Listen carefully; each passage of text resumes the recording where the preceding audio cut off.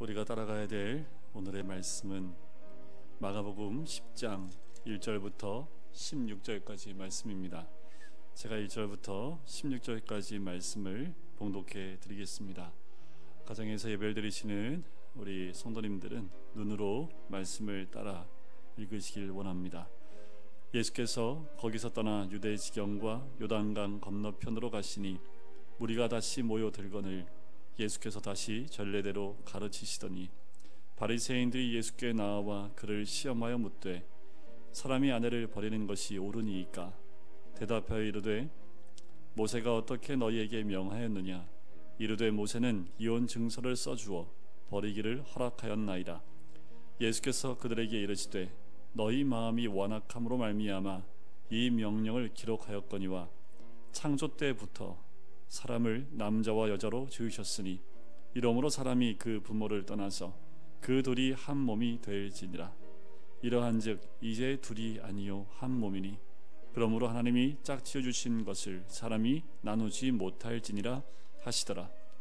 집에서 제자들이 다시 이 일을 물으니 이르시되 누구든지 그 아내를 버리고 다른 데에 장가드는 자는 본처에게 간음을 행함이요 또 아내가 남편을 버리고 다른 데로 시집가면 간음을 행함이니라.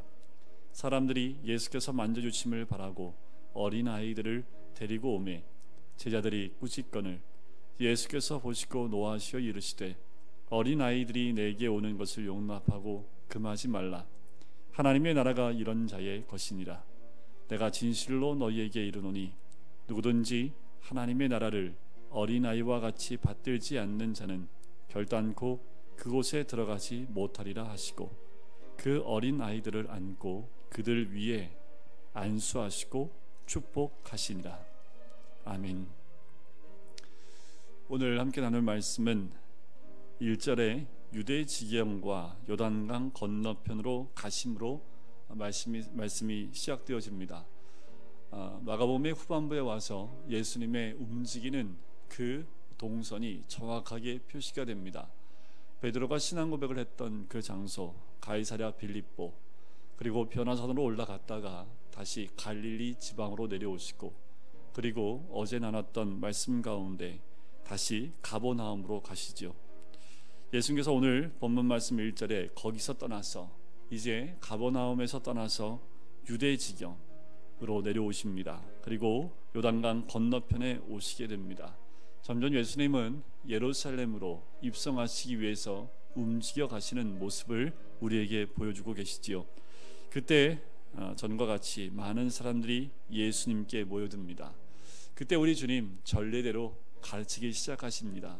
우리 주님은 사람들이 모일 때마다 하나님 나라의 복음을 말씀하시고 하나님의 뜻을 가르쳤던 것이 우리 주님의 모습입니다.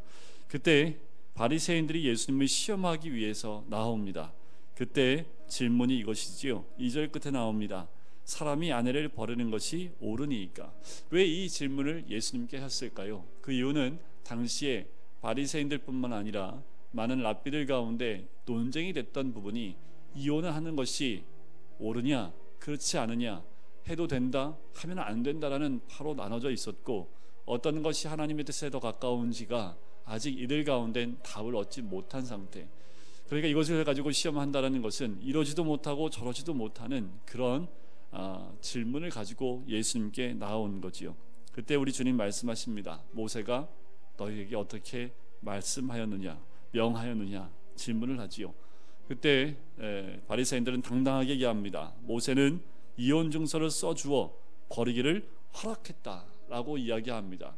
실제로 신명기 말씀에 가면 모세는 이혼 증서를 써주어 그 아내를 떠나보내는 것을 허락하는 말씀이 등장을 합니다. 그런데 이 말씀을 바리새인들이 악용하고 당시의 유대 남자들이 아내에 대한 부분을 이 말씀을 통해서 거꾸로 악용하고 있습니다. 우리 주님이 왜 하나님께서 이혼에 대한 부분들을 그곳에 모세를 통해서 적어 놓았을까라는 거예요. 그것은 남자를 위한 것이 아니라 학대받고 사람으로 취급받지 않은 당시의 연약한 여인들을 위해서 이 이혼이라는 제도를 허락하신 것입니다. 이들은 하나님의 뜻을 잘못 알았던 거지요. 하나님의 말씀, 율법을 하나님 뜻에 맞게끔 그 율법을 따라가는 것이 아니라 자기의 욕심을 이루기 위해서 이 말씀을 재해석하고 또 그것을 이용했던 모습을 봅니다. 그래서 우리 주님이 뭐라고 말씀하십니까? 5절에 보면 너희 마음이 완악함으로 말미암아 이 명령을 기록하였다.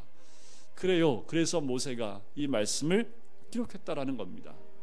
우리의 마음이 완악하기 때문입니다. 우리가 하나님 말씀을 나에게 유익함으로 적용할 때 그것은 완악함을 드러낼 수밖에 없는 거지요. 하나님 말씀은 하나님 뜻, 그 뜻을 바로 알고 그 뜻대로 순종할 때에 하나님 말씀은 말씀다워지는 겁니다. 우리 예수님 이혼에 대해서 물었는데 우리 예수님께서는 창조 때에 남자와 여자를 이야기합니다. 창조 때에 하나님께서 사람을 남자 여자로 지으셨고 또 창세기 2장 24절 말씀을 인용하시지요. 부모를 떠나서 그들이 한 몸이 될지니라. 이러한즉 이제 둘이 아니요 한 몸이다. 우리 주님이 이혼에 대해서 정확하게 말씀하십니다. 남자 여자가 하나가 되는 것, 이제는 둘이 될 수 없고 하나라는 거지요. 연합에 대해서 말씀합니다. 다시 말씀을 드린다면 남자와 여자가 만나서 결혼을 하여 하나가 되는 것은 뗄 수 없는 연합을 의미하는 것이고 이것을 통해서 하나님의 모습을 우리에게 보여준 것이고 또 우리와 하나님과의 관계를 이 부부의 관계를 통해서 우리에게 보여주신 겁니다. 연합된 한 몸이 나누어지면 살 수 없게 되는 거지요. 그래서 9절 말씀에 그러므로 하나님이 짝지어 주신 것을 사람이 나누지 못한다라고 우리 주님 완벽하게 이 말씀에 대해서 정확하게 해석해 주시는 모습을 봅니다. 사람의 욕심에 따라 완악함으로 잘못 해석되어진 그 부분, 이혼에 대한 부분들을 우리 주님은 뗄 수 없는 것이다 라고 이 이혼에 대한 또 결혼에 대한 정확한 진리의 말씀을 말씀해 주지요. 혹여나 누구든지 아내를 버리고 또 아내가 남편을 버리고 다른 데로 가면 간음을 행하는 것과 마찬가지다 라고 우리 주님 말씀을 합니다. 우리가 주님을 따라 나갈 때 정말 중요한 것, 내 뜻, 내 마음, 내 욕심, 나를 위한 말씀이 아닌 주님의 뜻을 이루기 위한 말씀으로 우리가 그 말씀들을 대해야 될 줄 믿습니다. 13절에 보니까 어린아이를 데리고 와요. 근데 당시에 여자뿐만 아니라 어린아이도 사람 명수에 들어가지 않는 연약한 존재입니다. 어린아이들을 데리고 올 때 제자들이 꾸짖어요. 여기서 오히려 예수님이 그 모습을 보고 노하시는 모습을 봅니다. 왜 그럴까요? 우리 주님은 연약한 자의 편에 있습니다.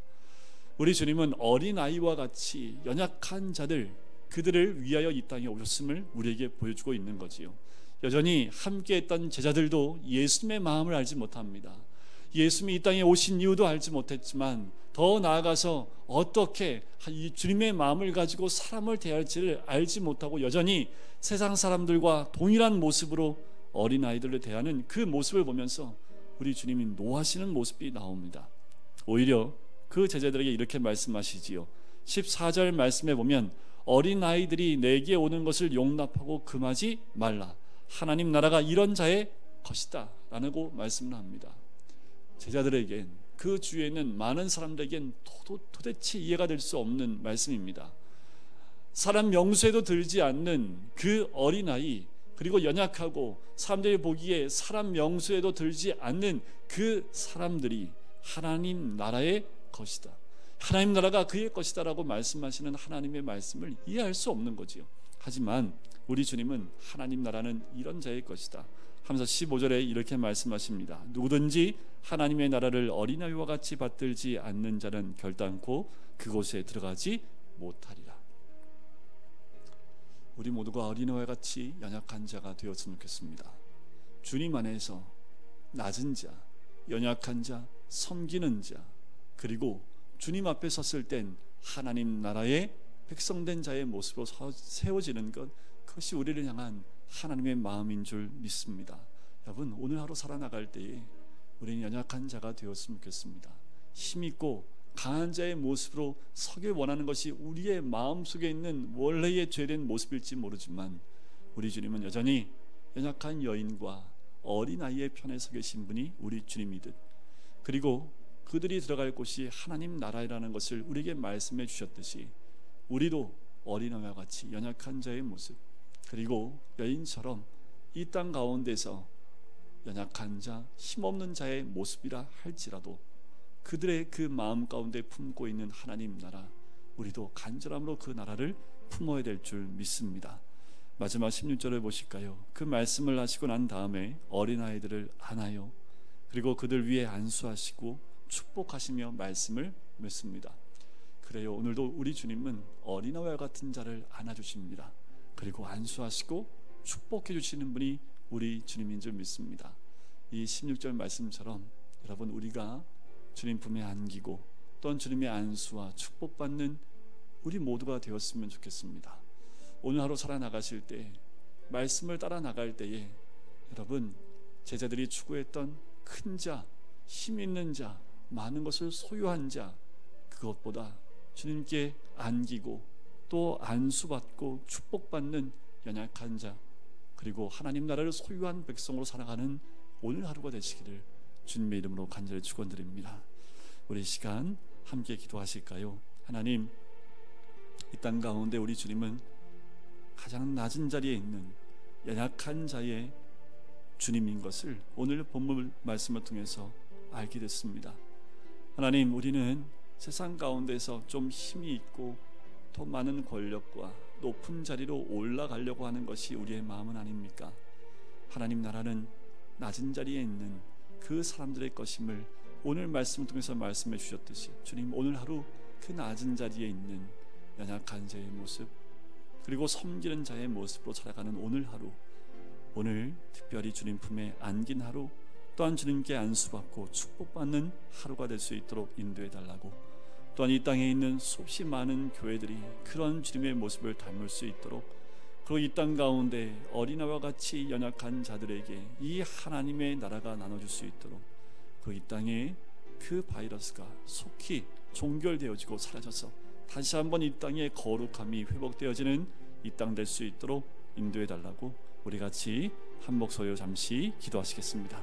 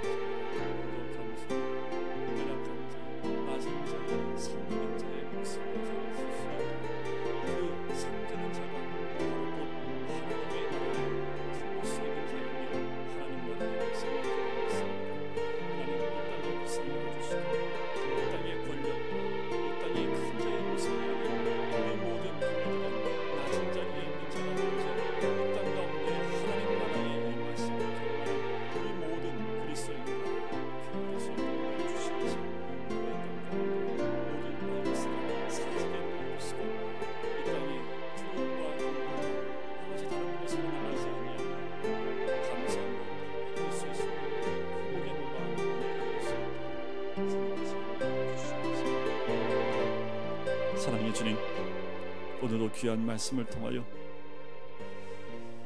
하나님 말씀을 따라가는 오늘 하루가 될 수 있게 해주심을 감사합니다.